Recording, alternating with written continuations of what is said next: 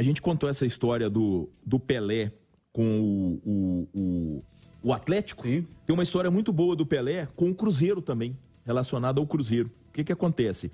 O ídolo do Pelé era o Zizinho. Zizinho, que era o grande craque da seleção brasileira de 50, um jogador que foi muito prejudicado pelo período sem Copas, né? Porque a gente teve a Copa de 38 na França, aí por causa da Segunda Grande Guerra, a gente só voltou a ter Copa em 1950 no Brasil. Então, vários jogadores foram muito prejudicados por esse vazio que a gente teve, porque a gente teria a Copa de 38, teria a Copa de 42, Copa de 46. E essas duas Copas não foram disputadas por causa da Segunda Grande Guerra, que foi na Europa, então não tinha a menor condição para poder se fazer essa Copa do Mundo, tá? Em 1958, com 18 anos, o que aconteceu? O Pelé teve a chance de enfrentar o Zizinho, seu grande ídolo, num amistoso no Independência entre Santos e Cruzeiro. E o Zizinho vestiu a camisa do Cruzeiro. Por quê? O que aconteceu? O Cruzeiro tinha um ponta esquerda chamado Nível Gabriche, lá de Santa Luzia, e tinha jogado no Atlético. Inclusive participou daquele grande time campeão do gelo de 1950, na excursão à Europa. E o Nível Gabriche fez amizade com o Zizinho quando eles jogaram juntos no Bangu. O Zizinho, nessa época, estava em litígio com São Paulo, e aí o São Paulo autorizou o Zizinho a vir disputar esse amistoso com a camisa do Cruzeiro contra o Santos do Pelé. Então, dia 23 de dezembro de 1958, tá? A gente teve um Santos 4, Cruzeiro 2 no Independência, entendeu? E mais ou menos o público calculado ali, na época não se fazia muito a contagem de público, se pegava só a renda dos jogos, mas deve ter tido ali mais ou menos 16, 17 mil pessoas no Independência. O que é um público extraordinário para Independência. E para aquela época, de Sim. 1958, tá?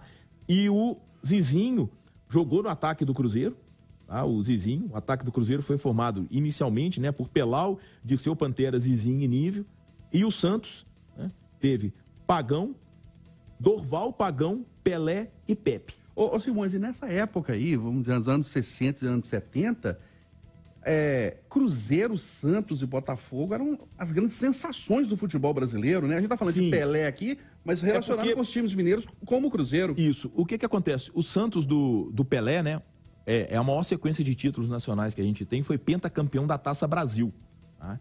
Então, o que acontece? O Santos venceu as edições de 61, 62, 63, 64 e 65. Era pentacampeão. Em 66, faz a final com o Cruzeiro. E perde para o Cruzeiro de Tostão, de Dirceu Lopes, sendo que esse Cruzeiro já dava sinais de que seria um esquadrão e de que era o maior time da história do Cruzeiro, inclusive com o Tostão indo à Copa de 66. É anterior a esse jogo, é em julho de 66. O Tostão participa da Copa do Mundo da Inglaterra, primeiro jogador mineiro a disputar uma Copa do Mundo, primeiro jogador mineiro a fazer um gol numa Copa do Mundo, mineiro assim, de um clube mineiro, né, pelo Cruzeiro. E em 66 tem essa final da Taça Brasil.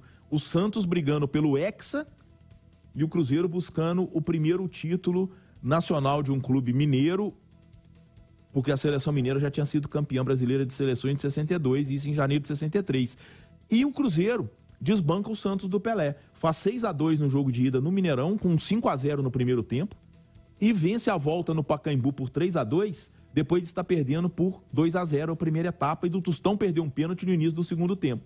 Então, acaba que esse grande Santos do Pelé tem o Cruzeiro de Tostão, Dirceu Lopes, Zé Carlos, Piazza, Natal, Raul, como uma pedra no sapato. São vários momentos em que esse Cruzeiro vai e bate o Santos do Pelé.